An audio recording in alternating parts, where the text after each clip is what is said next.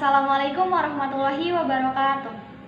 Halo teman-teman, saya Via Sufianti, mahasiswi Pendidikan Fisika Universitas Sultan Agung Tirtayasa Angkatan 2019. Video ini dibuat ditujukan dalam rangka pemenuhan tugas mata kuliah dasar-dasar komputasi. Nah, video ini berisi mengenai hasil rangkuman saya terhadap sebuah artikel. Nah, langsung aja yuk. Judul artikelnya adalah Keefektifan dari social distancing dalam pencegahan penyebaran COVID-19 dengan sebuah model analitik. Untuk itu, tonton terus ya videonya.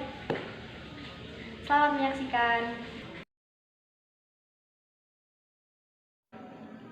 Oke, jadi COVID-19 ini telah ditetapkan sebagai pandemik oleh World Health Organization pada tanggal 12 Maret 2020 karena penyebarannya di seluruh dunia.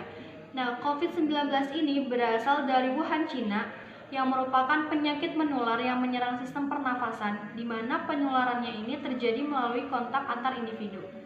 Nah, mengingat penyebarannya di seluruh dunia, maka otoritas kesehatan publik perlu panduan cara terbaik untuk mengurangi penyebarannya. Kemampuan negara-negara dalam mengendalikan penularannya ini memiliki peranan yang sangat penting karena belum adanya vaksin. Pada artikel ini, penulis mengevaluasi serangkaian jarak bersosial atau social distancing untuk menentukan strategi mana yang paling efektif dalam mengurangi penyebaran dari virus ini. Yang mana sebelumnya memang social distancing ini telah diterapkan oleh otoritas Cina pada saat itu, karena memang belum ditemukannya vaksin dan ketidakpastian dari virus ini.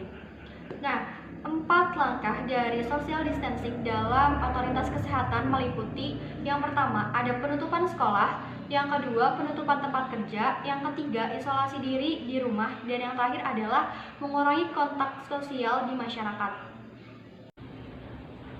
Tujuan diberlakukannya jarak bersosial ini adalah untuk memperlambat penularannya dan untuk mengurangi tingkat pertumbuhan dalam jumlah kasus.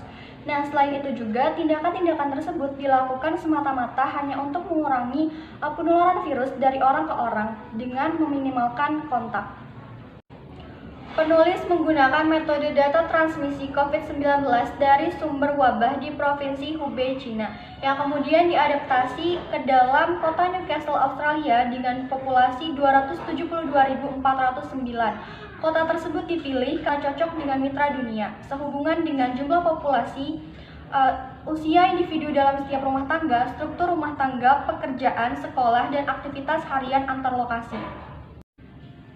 Untuk menentukan efektivitas dari intervensi jarak sosial ini, penulis membandingkan jumlah kasus yang menular dengan kasus yang tidak ditangani, sehingga penulis bisa mengasumsikan karakteristik transmisi COVID-19 seperti pada tabel berikut ini.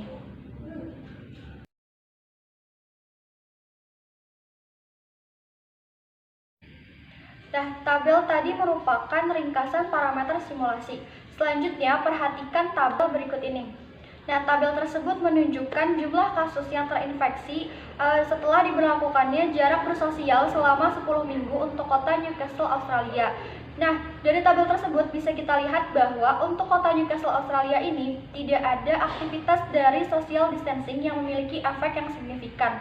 Namun ada aktivitas dari intervensi jarak sosial yang paling efektif, yaitu dengan cara pengurangan 70% pengadaan kontak sosial di masyarakat. Nah, hal tersebut bisa mengurangi kasus yang terinfeksi dari 180 menjadi 64.000.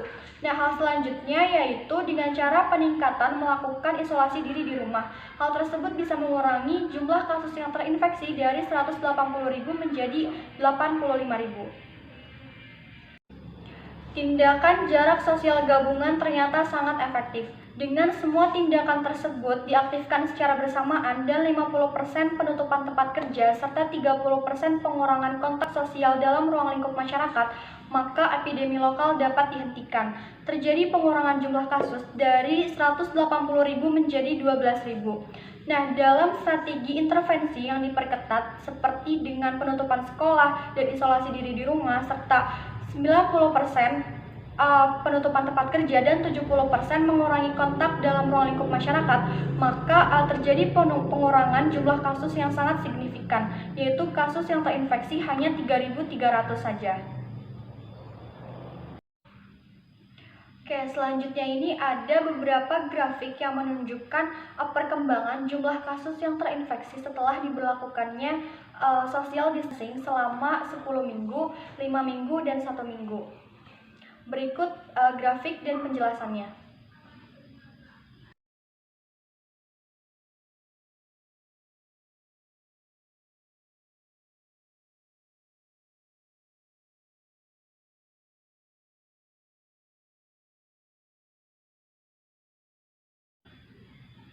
Selanjutnya, perhatikan gambar ini. Nah, gambar ini merupakan kurva epidemi lansia yang terinfeksi.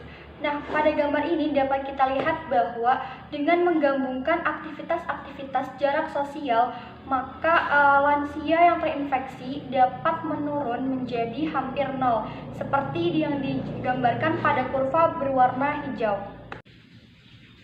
Nah, sedangkan pada gambar ini merupakan gambar kurva epidemi untuk keseluruhan populasi.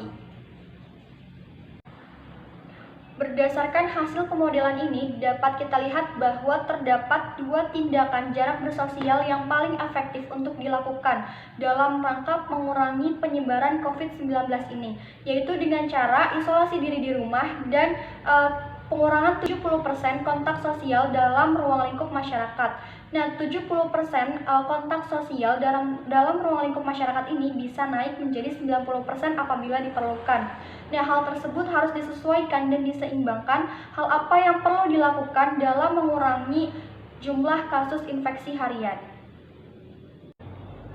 Pemodelan ini juga menunjukkan bahwa aktivitas dari jarak sosial yang paling tidak efektif untuk dilakukan adalah dengan penutupan sekolah. Nah, kita bisa asumsikan bahwa dengan adanya penutupan sekolah ini membuat ruang atau jalan bagi anak-anak untuk melakukan kontak pada komunitas yang lebih luas.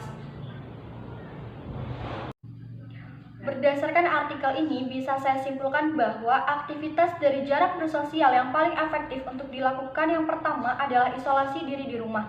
Yang kedua adalah mengurangi adanya kontak sosial dalam ruang lingkup masyarakat.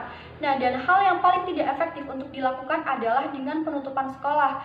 Namun, apabila semua aktivitas ini dilakukan dengan bersamaan, maka epidemi dapat dihentikan. Untuk itu, diperlukan adanya kontribusi dari berbagai komponen masyarakat dengan cara melakukan social distancing dengan baik dan benar. Nah, sehingga kita sebagai masyarakat harus senantiasa mengikuti peraturan atau perintah yang dikeluarkan oleh otoritas kesehatan publik agar epidemi ini dapat segera berakhir. Sekian video dari saya, semoga video ini bisa bermanfaat untuk kita semua. Kurang lebihnya saya mohon maaf. Wassalamualaikum warahmatullahi wabarakatuh.